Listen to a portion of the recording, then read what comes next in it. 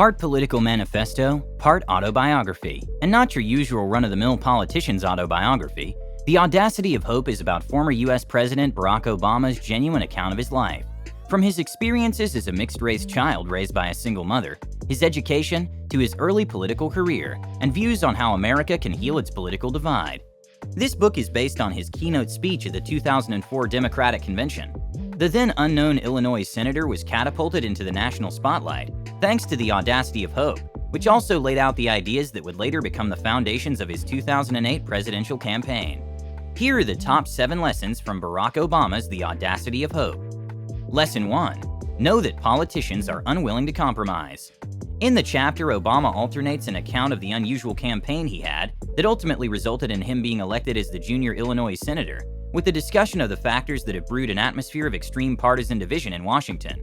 He noted that according to the accounts offered by veteran lawmakers, as well as from his own observations, Congress was not always as intractably divided as it is today. Obama contends that back in the day, lawmakers were more willing to overlook their partisan differences in the service of compromise and the good of the public, and that intra-party working relationships were more apt to be characterized by collegiality, decorum, and genuine fellow feeling. With such observations, Obama disagrees with the conventional wisdom that Democrats need to develop a more cogent stance against their Republican counterpart. Rather, he professes that the public has long grown weary of partisan antipathy. In order to begin to gain the trust and admiration of the American people, Obama adjured his Democratic colleagues to focus on a strategy of cooperation and reconciliation with their Republican counterparts, while remaining true to the core ideals of their party. Lesson 2. Be informed about politics and politicians. Election campaigns are expensive. Getting elected and re-elected needs a lot of financial resources. Because of this expensive endeavor, politicians find themselves in a position where they have the need to take money from wealthy donors, just to compete with the other politicians that also take money from wealthy donors. When you spend all your time around wealthy business people and high-paid lobbyists, though, you lose your perspective about what the lives and needs of ordinary citizens really are, and you become beholden to the interests of those wealthy donors that help you get to that position. They won't give you campaign money if you don't return a favor for them, so you're bound to do what they want in order to get elected. Lesson 3. Learn about globalization. From NAFTA to TPP, globalism has greatly transformed the economic landscape.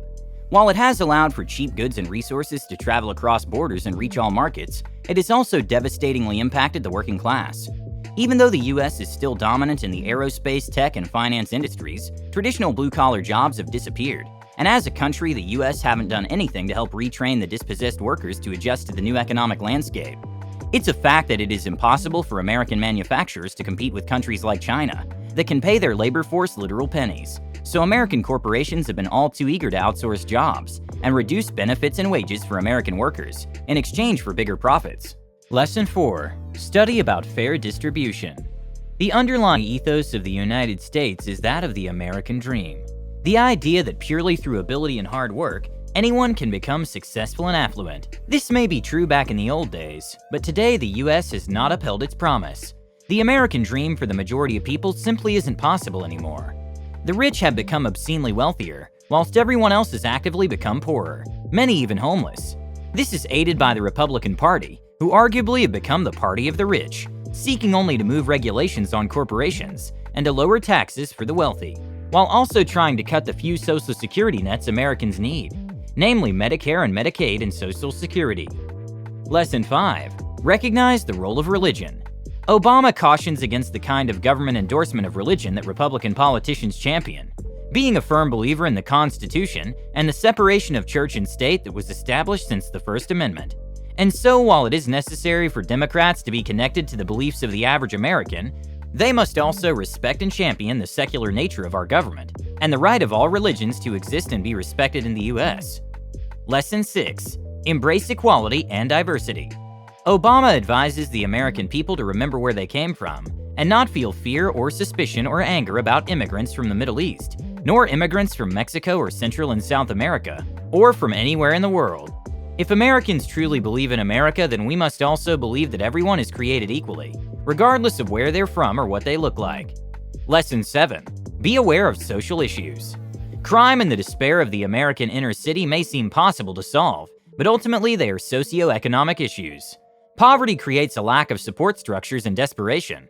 The lack of support structures lead to poorly adjusted adults and desperation leads to crime. Crime and poorly adjusted adults are prone to violence.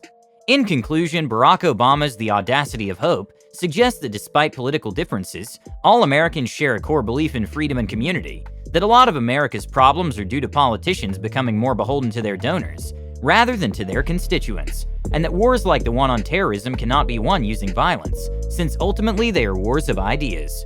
What do you think about the former Commander-in-Chief's ideals? Let us know in the comments section below. Thank you for listening. If you like the book summary and you want to see more in this category, please like and subscribe so I can create more. You can also get a free copy of the entire audiobook by clicking the link in the description. Until next time.